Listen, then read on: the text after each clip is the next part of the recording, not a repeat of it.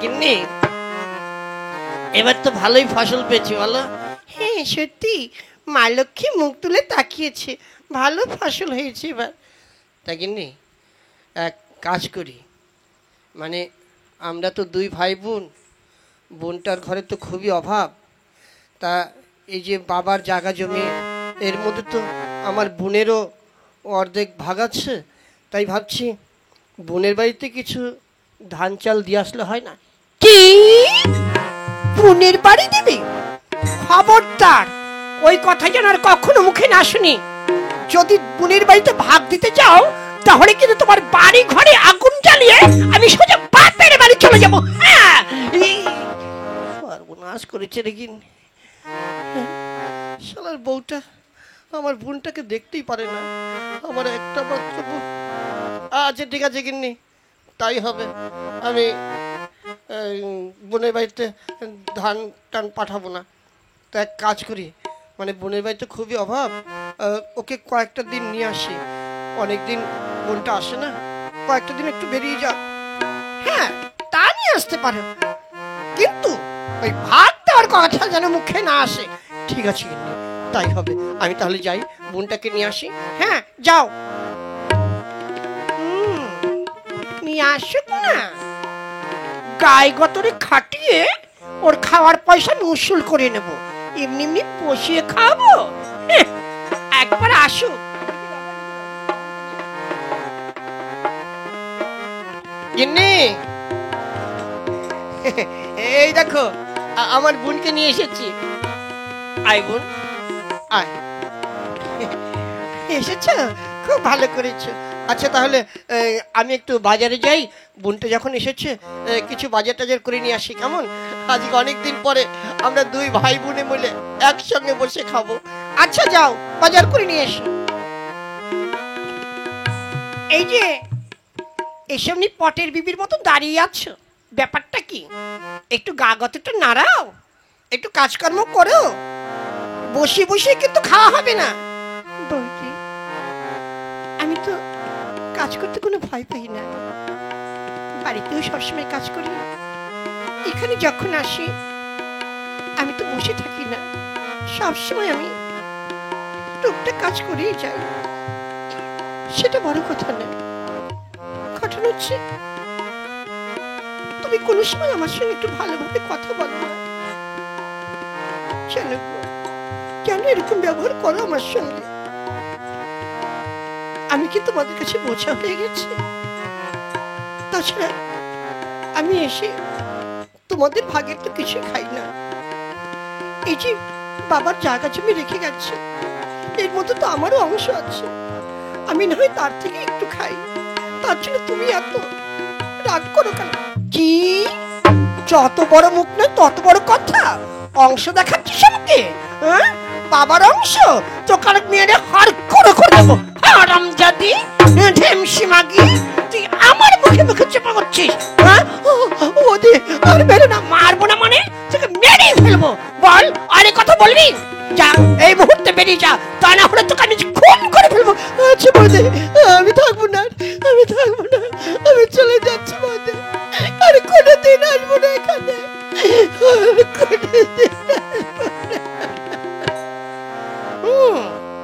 দিয়েছি আচ্ছা মতো, মনে থাকবে আর জীবনে কোনোদিন আমার বাড়িতে পাড়া দেবে না। গিন্নি, এই দেখো বাজার করে নিয়ে এসেছি।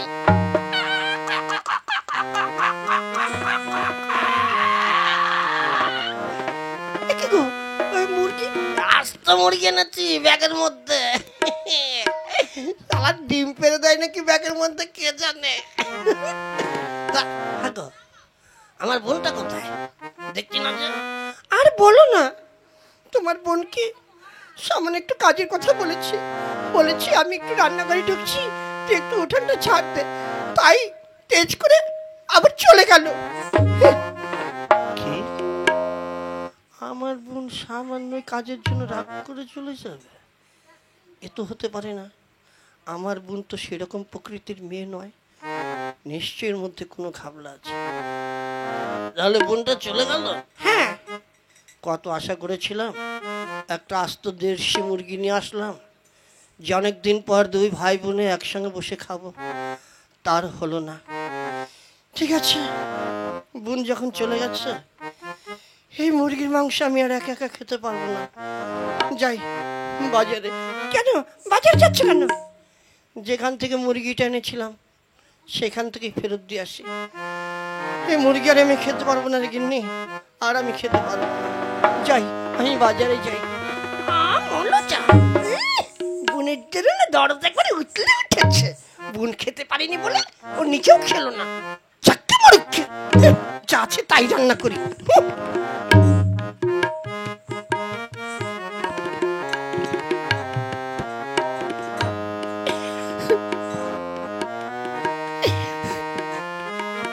দাদা আমাকে এসে নিয়ে গেল, আর বৌদি আমাকে মারধর করে তাড়িয়ে দিল। না, আর কখনো যাবো না। না খেয়ে বললো আমি আর কোনোদিন ওই বাড়িতে যাবো না।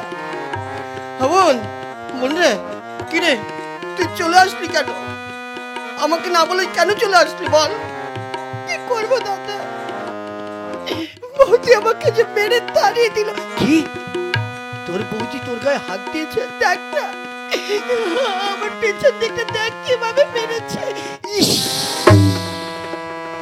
এইভাবে এইভাবে তোকে মেরেছে? আর কি করে থাকি বল? না না, আমি আর তোকে আমাদের বাড়িতে যাওয়ার কথা বলবো না। এই দেখ, আমি তোর জন্য বাজার করেছিলাম, যখনই শুনেছি তুই চলে এসেছিস, আমি সব বাজার ধরে নিয়ে এসেছি। এই নে বোন, এই নে, এগুলো ঘরে নিয়ে যা, ঘরে নিয়ে রান্না কর। তারপরে তুই আর আমি একসঙ্গে বসে খাবো, সবাইকে নিয়ে একসঙ্গে বসে খাবো, কেমন?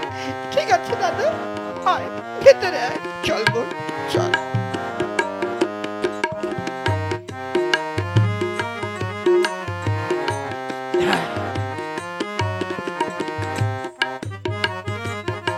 পোড়ামুখ মিংসে সেই বাজারে গেছে, এখন আসার নাম নেই।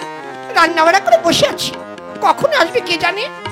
গিন্নি, গিন্নি, আমি চলে এসেছি। এত দেরি হলো কেন?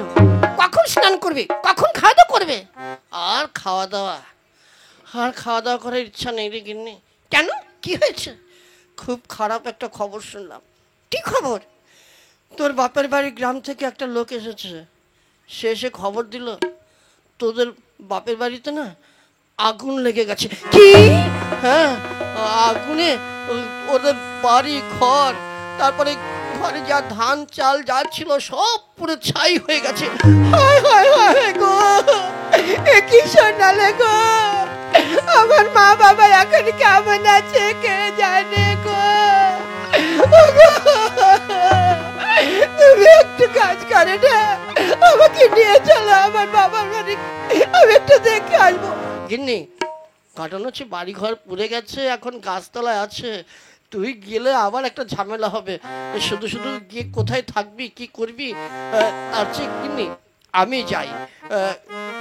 তো বলছিলাম, কিছু চাল টাল দিয়ে দে না, তোর বাবার বাড়ি তো সব চাল ডাল পুড়ে গেছে, বেশ কিছু চাল ডাল দিয়ে দে, আমি নিয়ে যাই, যাতে ওরা রান্না করে খেতে পারে। ঠিক বলেছো, ঠিক বলেছো তুমি। আচ্ছা চলো, আমি তোমাকে বেশি করে কিছু চাল টাল দিয়ে দিচ্ছি, তুমি আমার বাপের বাড়িতে এসো। তারপরে ঘরটা তৈরি হলে পরে আমি গিয়ে দেখে আসবো। হ্যাঁ, তাই করে গিন্নি, চল। চল, এসো তাড়াতাড়ি, এসো তাড়াতাড়ি এসো। যখন বলেছিলাম আমার বোনের বাড়িতে কিছু চাল ডাল দিয়ে আসি, তখন দিল না। যেই শুনেছ ওর বাপের বাড়িতে আগুন লেগেছে, এমনি এক গাদা চাল ডাল দিয়েছে। কি করবে এগুলো? ওর বাবার বাড়ি যাব? কখনো না। তার কারণ ওর বাবার বাড়িতে তো আগুন লাগেইনি। আমি যাই, এগুলো আমার বোনের বাড়ি দিয়ে আসি।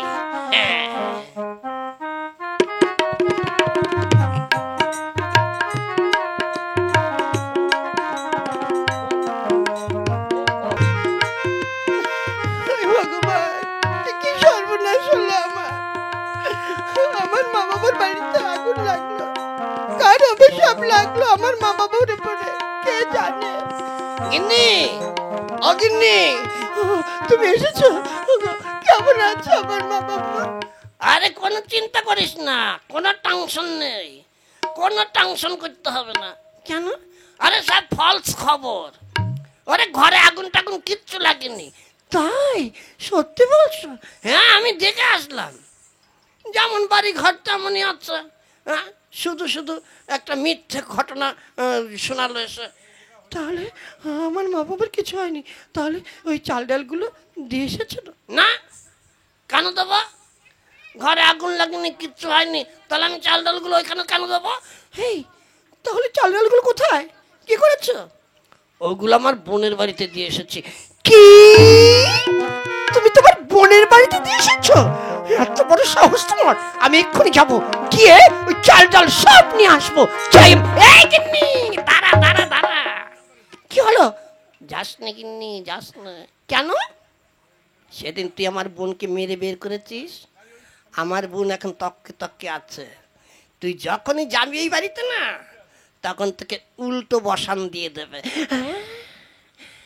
হ্যাঁ, তা হতে পারে, কিন্তু না, এভাবে আমি হার মানবো না।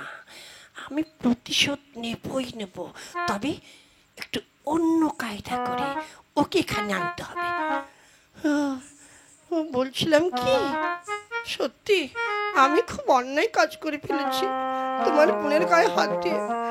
ওকে মুখ দেখাবার আর আমার কোনো উপায় নেই। ওগো, তুমি এক কাজ করো না গো। কি করবো গো? তোমার বোনকে একটু এখানে নিয়ে এসো, আসলে পরে আমি ওর হাতে পায়ে ধরে ক্ষমা চেয়ে নেব গো। এ তো শালা উল্টো সুরে গাইছে গো। আমার মনে হচ্ছে ধান্দা খারাপ গো। ঠিক আছে, আমিও ব্যাপারটা দেখছি। হ্যাঁ, আচ্ছা ঠিক আছে, তাহলে আমার বোনকে গিয়ে নিয়ে আসবো। হ্যাঁ, যাও গো, যাও। তুমি আমার ননদিটাকে নিয়ে এসো। 5টা না 10টা না, আমার একটা মাত্র ননদিনী। যাও, তুমি তাকে নিয়ে এসো গো। আচ্ছা গো, আমি এক্ষুনি যাচ্ছি গো। একবার নিয়ে এসো, আমিও রেডি হয়ে আছি। আসার সঙ্গে সঙ্গে এমন মার দেব না, ওর চাল ডাল খাওয়া আমি জম্মের মতন ঘুচিয়ে দেবো।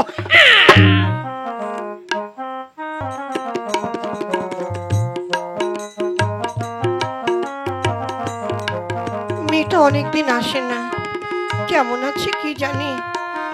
বাড়ির কাজকর্ম শেষ হচ্ছে না, একটু যে যাবো মেয়েটাকে দেখতে, তাও পারছি না। ও শাশুড়ি মা গো, ও মাই, আমার কি সর্বনাশ হইল গো। ও শাশুড়ি মা গো, এখন আমি কি করব গো। ও আমার শাশুড়ি মা গো। কি হয়েছে বাবা জামাই, তুমি এভাবে কান্না করছো কেন? কি হয়েছে? আমার সর্বনাশ হয়ে গিয়েছে গো। সর্বনাশ? সর্বনাশ বলতে সর্বনাশ, একেবারে সারে সর্বনাশ। কেন বাবা, কি হয়েছে? আমার মেয়েটার কিছু হয়েছে? হ্যাঁ, কি হয়েছে আমার মেয়ে? আপনার মেয়েকে ভূতে ধরেছে না জিনে ধরেছে কে জানে, কাউকে চিনতে পারছে না। কত ওঝা, কত কবিরাজ, কত কিছু করেছি, কিছুতেই কিছু হচ্ছে না শাশুড়ি মা। আমি আর একা তাকে সামলাতে পারছি না, এখন আমি কি করবো? বলো কি বাবা, আমার মেয়েটা এমন হয়ে গেছে? তাই তো আপনাকে নিতে এসেছি শাশুড়ি মা গো। ঠিক আছে বাবা, চলো চলো, আমি এক্ষুনি যাবো। দাঁড়ান শ্বশুর মা, এইভাবে গেলেও হবে না। কেন? আপনার মেয়ে কোনো মেয়ে মানুষের মুখ দেখলে সহ্য করতে পারে না। হ্যাঁ, বলো কি? হ্যাঁ, কোনো মেয়ে ছেলে তার সামনে যেতে পারে না, গেলেই অমনি মারধর শুরু করে দেয়। সর্বনাশ, মেয়ে মানুষ দেখতে পারে না? তাহলে উপায়? একটা উপায় আছে। কি উপায় বাবা? আপনি মুখটাকে কাপড় দিয়ে ভালো করে ঢেকে যাবেন, যাতে আপনার মুখ দেখতে না পারে। হ্যাঁ, সেইভাবে আপনি আপনার মেয়ের কাছে থাকতে পারবেন। তাই নাকি? হ্যাঁ, আপনি যদি মুখ খুলে যান, যদি মুখ দেখতে পারে, তাহলে আপনাকেও ছাড়বে না। ও কাউকে চিনতে পারছে না। ঠিক ঠিক আছে বাবা, তাই হবে। আমি কাপড় দিয়ে মুখ ঠেকেই যাব। চলো বাবা। হ্যাঁ, আসেন শাশুড়ি মা, চলে আসেন। শাশুড়ি মা, আসুন আসুন, মানে এখানে থাকুন, আমি আপনার মেয়েকে ডাকছি। ওগো, কোথায় গেলে গো? দেখে যাও, এই যে নিয়ে এসেছি। এসেছো? হ্যাঁ, আমি যাচ্ছি একটু বাজারে। হ্যাঁ, আচ্ছা। এইবার বাগে পেয়েছি। তোদের বাড়িতে গেলে তুই আমাকে মারবার জন্য তৈরি হয়েছিলিস, আর যখন তোকে বাগে পেয়েছি কোনো কথা হবে না, এখন শুধু ছবি হবে। দেখ কেমন লাগে। হারামজাদি, আমাকে মারবে? ও বাবা গো, ও বাবা গো, ওরে মরে গেল গো। মেরে ফেলবো তোকে, আজ আমি শেষ করে বলবো। ও মা, কাকে মা বলছিস? আমি তোর বৌদি। বৌদি, ও বৌদি, আমাকে মেরো না, আমি মরে যাবো। মারবো না মানে? মেরে ফেলবো, মেরে বলো।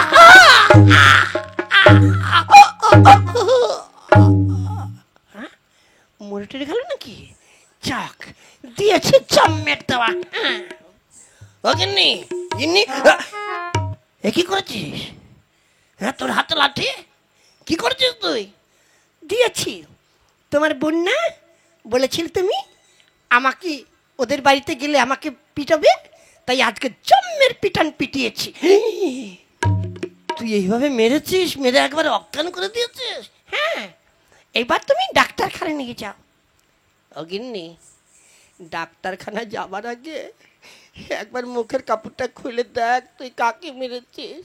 কেন? তোমার বোনকে একবার দেখে নে গিন্নি, মরে গেলে তো আর দেখতে পারবি না, শেষবারের মতন একটু দেখে নে।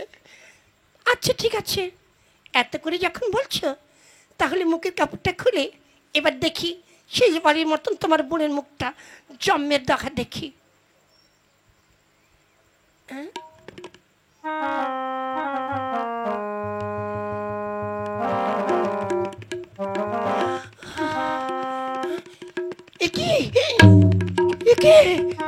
মা, ও মা, মা গো, আমি তোমাকে মারলাম। তুমি কি করলে? আমাকে দিয়ে আমার মাকে মার খাওয়ালে। হ্যাঁ, আমি তখনই বুঝতে পেরেছিলাম তুই যখন এত ভালো ভালো কথা বলছিস, আমি তখনই বুঝে গিয়েছি আমার বোন আসলে তুই কি করবি। তাই এই একটা চাল চলেছি, এবার তুই দেখ কেমন লাগে। গো, আমি কি করলাম গো? আমি আমার মাকে এভাবে মারলাম। ও মা, মা গো, কথা বলো মা। আরে খুকি রে, তুই আমাকে এভাবে মারতে পারলে? ও মা, বিশ্বাস করো মা, আমি বুঝতে পারিনি যে তুমি এসেছো। আমি তো মনে করেছিলাম ওর বোন এসেছে, ওর বোনের উপর প্রতিশোধ নেবার জন্য। ও, তাহলে আমার জায়গায় যদি তোর ননদ থাকতো, তাকে তুই নিশ্চয়ই এভাবে মারতে। আর আমি যে কষ্টটা পেলাম, তোর ননদ আজকে সেই কষ্টটাই পেত। আরে খুকি, তুই এরকম কবে থেকে হলি? আমরা তো তোকে এই শিক্ষা দেইনি রে। জামাই, তার দুই ভাই বোন, তার একমাত্র বোন, তোর কত আদরে থাকার কথা, আর তাকে তুই এভাবে মারার প্ল্যান করেছিস। আমি আর কোনোদিন তোদের বাড়িতে আসবো না। আজ থেকে আমি জানবো যে আমার একটা মেয়ে ছিল, সে মরে গেছে, মরে গেছে, মরে গেছে। কি করলাম আমি? আমি হিংসার বশীভূত হয়ে আমার মাকে বললাম। না না, আমি বড় ভুল করেছি, এরকম ভুল আমি আর করবো না। তাই যারা ইউটিউবের মাধ্যমে এই গল্প দেখছে, আপনাদের কাছে সবাই কাছে আমি মিনতি করব, আপনারা কেউ আমার মতন এরকম ভুল কাজ করবেন না। হিংসায় কোনোদিন শান্তি আসে না, হিংসা বাড়ে। আপনারা কেউ কোনোদিন এরকম কাজ করবেন